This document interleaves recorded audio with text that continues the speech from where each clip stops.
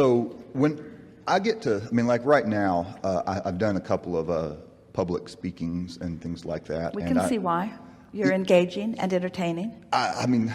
And you know what you're talking about.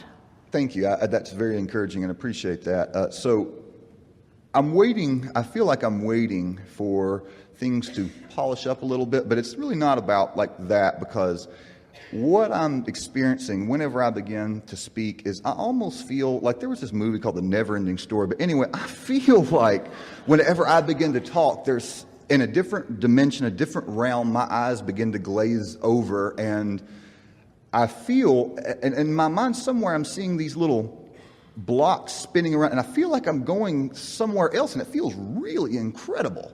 And I'm like, is that kind of what was happening to Esther as she was? Yes. Okay. Yes. But what you're describing is also what we were talking about earlier in the first segment.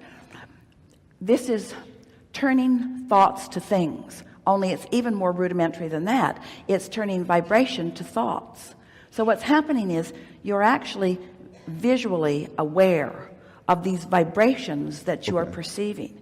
So you're perceiving them visually as well as auditorially. Right.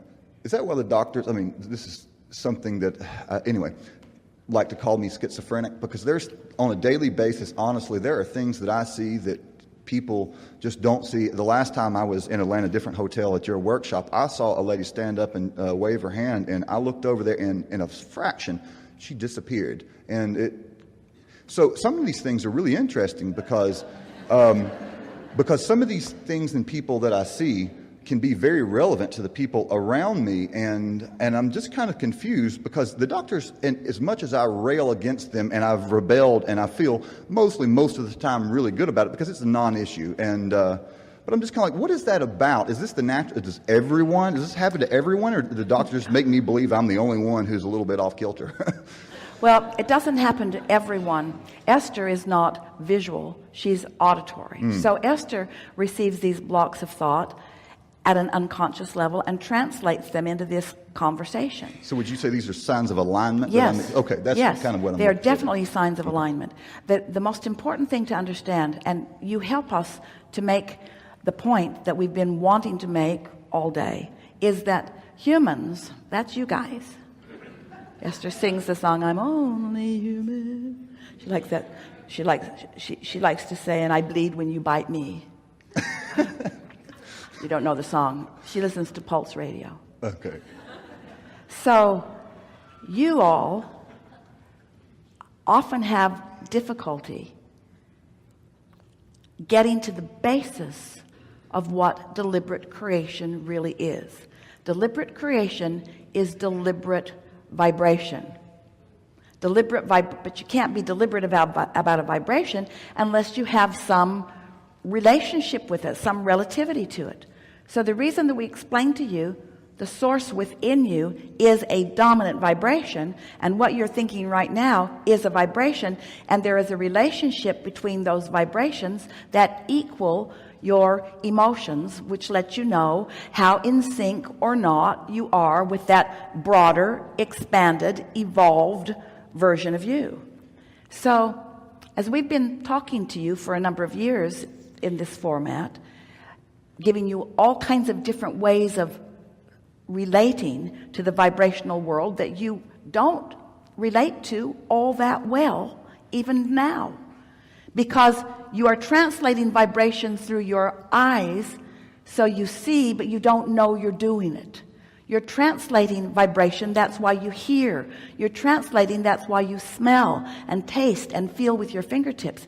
You are a veritable translator of vibration, but you've become so enamored with what has already been created that most of you are not aware in a hands-on way of what you are creating. And in order to do that, you must be in touch with your emotions, because your emotions let you know that relationship with that broader knowing. So through meditation, that's how Esther accomplished it, by consistently putting yourself in a focused place where the normal resistance that you've been dragging along, that you've picked up along your physical trail, is not active in this moment, because you're focused upon the sound in the air conditioning, or you're focused upon the flicker of a flame, or you're focused upon the feel or the sound of your breathing. As you focus in these really general terms so that you cease the resistant vibration, you become the vibrational frequency of who you really are and all you really know. And so what you're describing are the beginning manifestations or realizations, glimpses into that vibrational place. And those things that look fragmented and that, as you're describing, they take form. Every form you see happened in that way. Nobody's trucking any stuff in from other planets. In other words, you are creating through the in many cases mass consciousness consensus, but you are individually creating beyond that through your vibration. And you're either doing it deliberately by paying attention to how you feel as you think and feel, think and feel, think and feel, or you're doing it by default, just by thinking and not paying any attention to how you're feeling and not exercising any deliberate control in modifying the feeling. We had the best experience, and you had the best experience just now with the focus wheel, where you translated vibration because the feeling you were reaching for was active within you. You knew what you were going for. You finally started looking for love in all the right places for a little bit. You see what we're getting at? You used the feeling as your goal. Right, I understand. So now?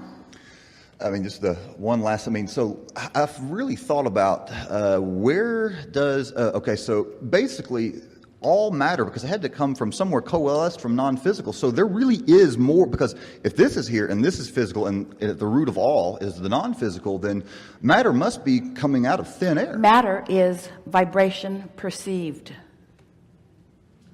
That's all matter is. It's vibration perceived. And you think that it's more tangible, and it is, because more people are perceiving it. And it's a really good thing, because you were born with the ability to see, which is to perceive, and hear, which is to perceive. So this is what's tripping so many of you up. So much of the tangible was here when you got here, and all you had to do is look around at it. That now you've got it backwards. You think, well, I look and then I feel. And we say, that's how you regurgitate matter. That's how you continue to participate in the matter that's already here. But if you want to be a creator, you got to feel. You got to feel it and then see it. Did you get that? Is it meaningful to you? Yes, that was. Thank you. So you were born into a platform with plenty of bases. That's really good. With lots of contrast and lots of diversity. And why were you? Because no one can go back. No one can start over. You can't be born into a less evolved society. You knew what you were getting into. It's just like you knew it would be. But you came with a determination to take thought beyond, not just to move the parts around that are.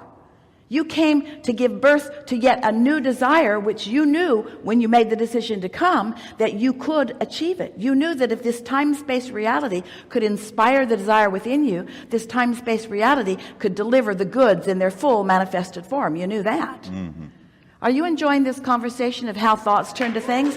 How thoughts turn to things? Because if you get this, as you are getting it, all things become possible for you.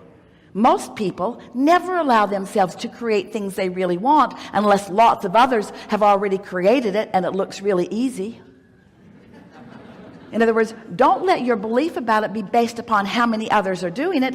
Let your belief about it be based upon how much airtime you give it and how familiar you become with it and how easy it is for you to think the thought because you've got enough momentum going about that thought. You could pick the wildest things and practice the thought until they feel normal, and it will manifest in your life, and other people go, whoa, how did you do that? No one's ever done that. And you say, what's that got to do with anything? What I create doesn't have to do with anything. I'm not regurgitating. I'm creating. I am a creator. I am a perceiver of the new. I'm taking thought and experience beyond that which it has ever been before. I'm determined to be in the middle of a relationship with someone who I adore and not trample her toes of freedom to allow her to be and do and have everything that she wants while I enhance her experience by the clarity of mine. That's what I'm planning on doing. I'm going to have a unique relationship.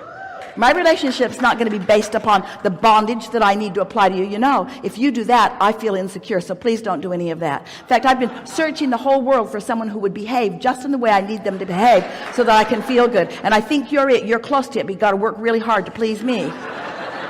Just running, screaming into the woods. I wasn't born to please you. I innately know that I must be pleased. I must be pleased, you see. So how do you teach someone else to be pleased? By you being pleased. Not by changing conditions that bring pleasure, by finding pleasure that bring conditions. That's deliberate creating, you see.